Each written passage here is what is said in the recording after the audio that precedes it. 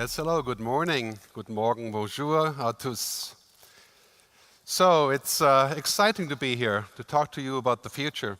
The future is something, of course, it's very hard to predict, so I will not actually try to predict the future. I will share some observations about what is coming in the next couple of years and what we have to be careful of and what we have to look forward to. So first of all, let me get my clicker going here. We are looking at a world that's dramatically changing. I like to say that humanity will change more in the next 20 years than the previous 300 years. And not all of that will be totally exciting, of course. There's many issues with that. But if you're looking at things today around us, you can safely say that science fiction is becoming science fact. Self-driving cars, language translation on the mobile device, right? Drones, robots, artificial intelligence. Many opportunities and quite a few challenges that we will have to tackle in this future. Most importantly, this curve, the exponential curve. You know about Moore's law, Metcalfe's law, it's kind of an old hat, right? But technology doubling in power every 2 years and becoming twice as cheap. That means now we're at the takeoff point on this curve. So it's a very important thing to notice that in the beginning of this curve, you actually don't feel it changing, because when you double 0.01, you still have nothing. Right? But when you double 4 to 8 and to 16, 32, in 6 steps, you're at 128. That's 7 years from now. If you have kids today that are roughly the age, say 25, when they have kids, it's quite likely they will never drive a car that does not have a computer in it to drive it for them. They may never know what a CD looks like. They may not know what a book looks like, which is a scary thought because I write books, right? So it's kind of a good thing to have books. But we're looking at a world that's at the takeoff point, and this is why we can't afford to wait. I'd like to say that wait and see means waiting to die. Because technology is now so explosive, moving so quickly, that we really have to know how we approach this. Just look at the way that we're always on, connected, interconnected at high speed, how much money and time is being spent on the Internet of Things. Right? This is really impacting how we live, how we transport things. Artificial intelligence, künstliche Intelligenz. Right? This is something where we have to say, well, mind-boggling idea that computers can think, right? Thinking machines? That's kind of a strange thought. Obviously, they will never think like we do. Right? But hopefully they'll do something meaningful to make our life easier. And of course, this is really impacting business to business now in commerce. This is not just geeks and kids on social networks. Right? This is impacting everything across the food chain: logistics, supply, procurement, right? Environmental control. So we're looking at the future where this curve means exponential data. Data is the new oil. You know, that saying is 12 years old. It's finally true. The most powerful companies in the world are companies that deal with data. I have a slide on that shortly. Intelligence, machines that can help us think, the sort of convergence of man and machine. There's lots of ethical issues that we'll have to tackle on this. It's by no means a finished discussion, right? And then ultimately the question is, what is the human purpose? Right? How does it serve us to be happy? Right? Technology should serve us, not us serving technology. Very important thing to remember in the future, that everything that we do has to be towards that goal, right? Providing a context for humanity. But I live in Switzerland, so I pick a cow, right? The cows are getting connected in Switzerland. And you know why? Because they want to figure out when they're eating, how much they're eating, where they're going to, and so on, making things more efficient, more transparent. And then, of course, we have this syndrome, I would say, that basically we're never offline, right? In fact, you could simply say that offline is a new luxury. So when you go away and you're offline, you're like, oh God, I can finally disconnect. It's the opposite than it used to be. Cars that speak to our garages, and of course drones bringing our pizza. On that, I wouldn't be sure, both about the pizza and about the drones, but we'll talk about that later. Everything is becoming connected and smart. These days, if you want to start a new business, all you do is you take the current business, you put smart in front of it, right? Smart farming, smart cities, smart transportation, smart media, smart entertainment, smart medicine. It's exploding. This world is run by giant supercomputers. Many companies already have machines that are 1,000,000 times as powerful, 40 quadrillion calculations per second. The most powerful computer in the world, that's 4 times as much as the human brain. And companies who do this, you can see the chart here, they are the data companies, right? They're companies that used to be the oil companies, the most powerful companies in the world, and we fought wars for oil, of course. Right? Now it's the data companies. Look at the usual competitors. Alphabet, of course, is Google, right? So these companies are also going to innovate the space of pretty much anything, anywhere, anytime. This is why it's important to look at what they're doing. Artificial intelligence, machines that can tell us what to do next. Augmented reality, virtual reality, the Internet of Things, right? The connectivity of devices. And this is what we get. Right? Becoming as God, some people would say. I'm not religious, it's kind of a strange discussion, but we're becoming superhuman in a way. Right? We can use technology to do things that were impossible. We can have a team of 2 people do something that used to be 1,000 people. And then we have 500 people working on new jobs, for example, operating drones that didn't used to exist. People ask me about this all the time. Will there be new jobs? There will be new jobs, right? Maybe not as many as we would hope, different discussion. But quite clearly, this is a world that we're going to look forward to. And really what happens here is something that you may experience when you use your ebook reader. I travel a lot, so I notice I've bought 10 times as many books on the ebook reader than I bought in print. Right? And I have the queue of my books is like 287 books. Right? I would have never bought that many books in real life, but we're going on this transition from physical to digital, and it impacts cars and transportation and tourism and telepresence, pretty much in this order. Anything that has happened in the music business, I used to be in the music business, in the media business, and anything that happened in music, for example, or films and television, we're going to see in the other sectors. The changes will be gigantic and new opportunities, and of course, transportation, mobility, logistics is right on top of that list. Right? Who would have thought 6 years ago that every major car company in the world is working on autonomous cars, shared cars, electric cars, of course. Right? And some people are saying that this would be optimistic, of course. In 5 years, we may only fill up our electric-powered vehicle once a month. Right? Imagine the difference in behavior. Right? Mind-boggling change. Go back to the music business for a second to tell you what happened when you're not in time, right? When you're refusing to actually acknowledge what is possible. When I worked in the music business, I used to be a musician and producer. I actually sold records, the round things, plastic things, right? Now, of course, you know that the music business is all about streaming.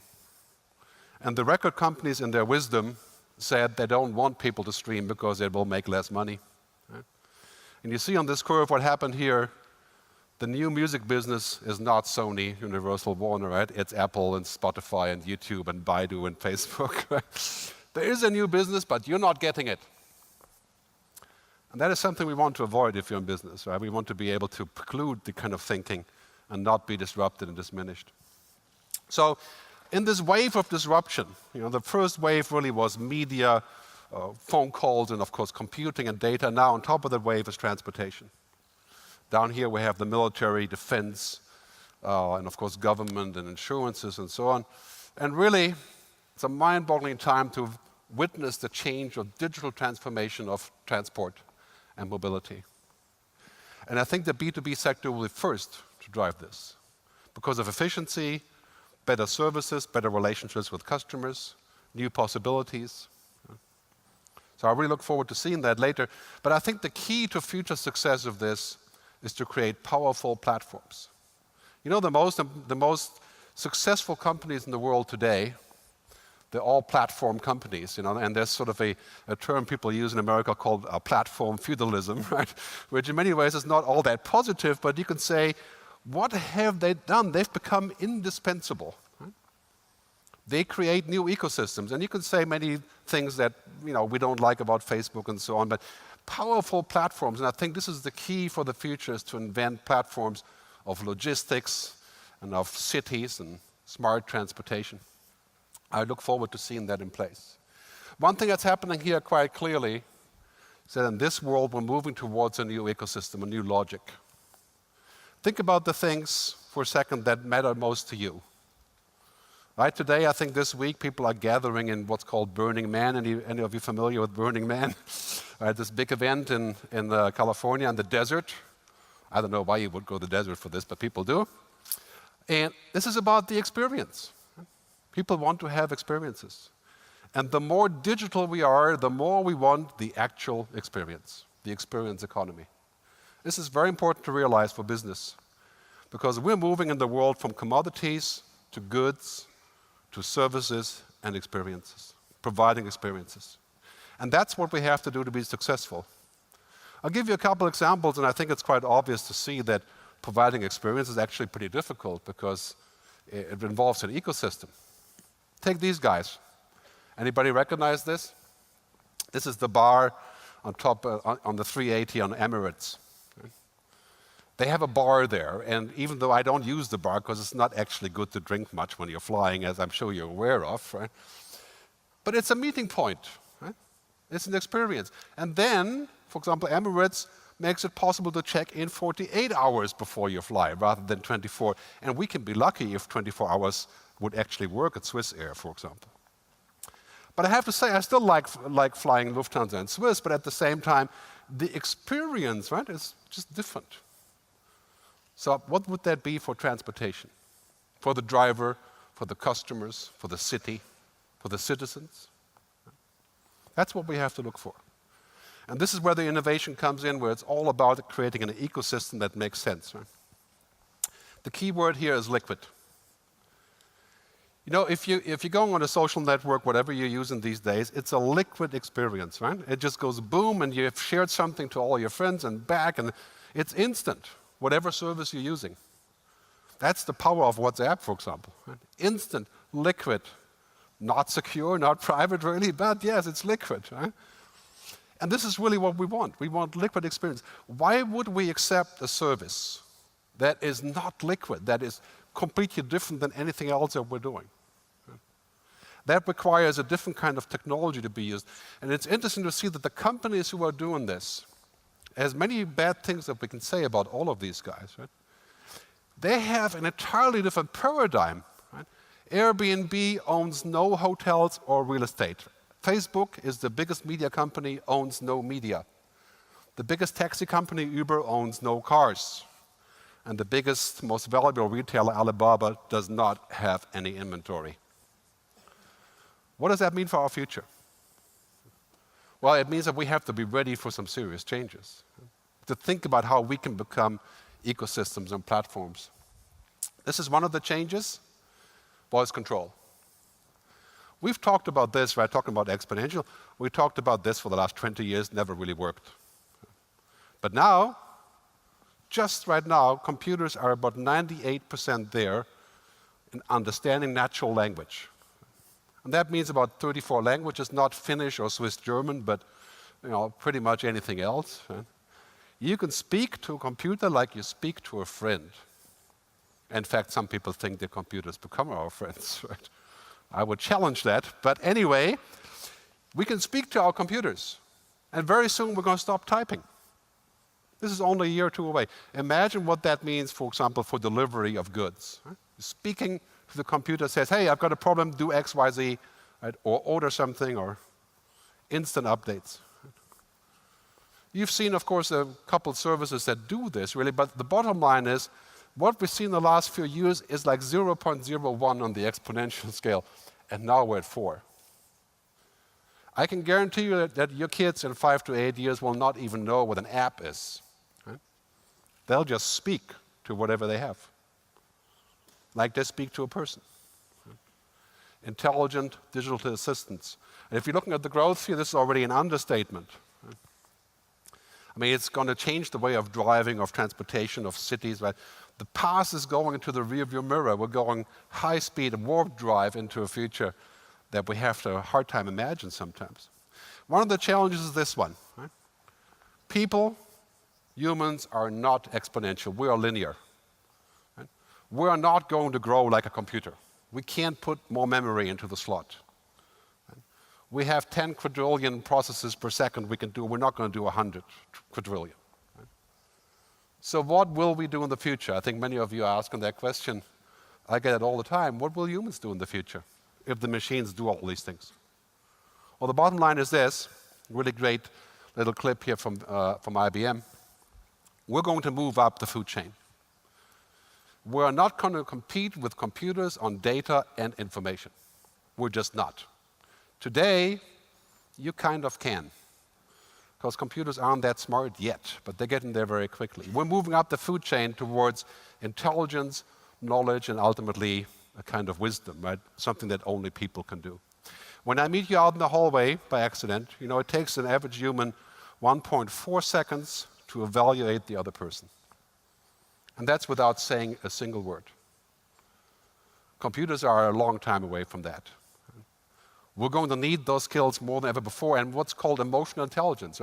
People don't buy stuff because of computers and fancy algorithms or whatever technology, right? They buy stuff because of relationships. It's very important to keep that in mind for the future. We're going to need a really clever combination of algorithms and technology, which you're going to see today. And without that, I think the future is pretty grim as well. But then we also need this, I call this sometimes the androrhythms, right? Like the algorithms, the human things. And this is the ideal future if we can combine those two things in our products, in our services, in our brands, right? Brand and purpose. So it's quite clear the future is going to involve that we are going to increasingly work with smart machines, software, robots, drones, machines, technology. I think what it means for us is that we can give up on the routine work, on the things that we could give to machines, and focus on those things that are human only. A driver with an automated vehicle can do many other things, right, that maybe a computer couldn't do, like communicate, understand people, prepare. Right? Definitely a future where we have to think about what that means. Here's the rule of digital Darwinism. I'm sure you've noticed, many of you are journalists, right? This is clearly a topic. Anything that can be digitized and automated will be. I write books. I was a musician and producer. Today in the studio you have a software that plays the guitar, right? You have iPads that play the music. But here's the good news. I think this is what we have to hold on to the future. Anything that cannot be digitized or automated becomes extremely valuable. And you know what that is? 95% of our lives cannot be digitized. Right? Compassion, empathy, feelings, emotions, intuition, storytelling, creativity, all these things. That's what we're going to do in the future.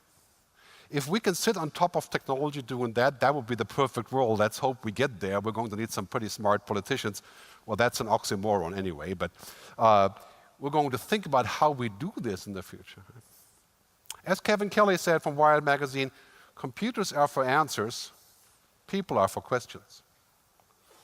I think that's going to be an important way for us in the future to look at this. Also, the other thing is that as we're looking at today's vehicles later on, efficiency is great, right? And every company wants to maximize efficiency. But let's not forget one thing about this, right? The new paradigm is ultimately efficiency has to serve a human purpose. And you know what the purpose of business is? Customer happiness, right? Customer delight. There's a difference, right? Efficiency is not the same as delight. We should not forget that when we roll out new products, when we talk about what we can do about the future.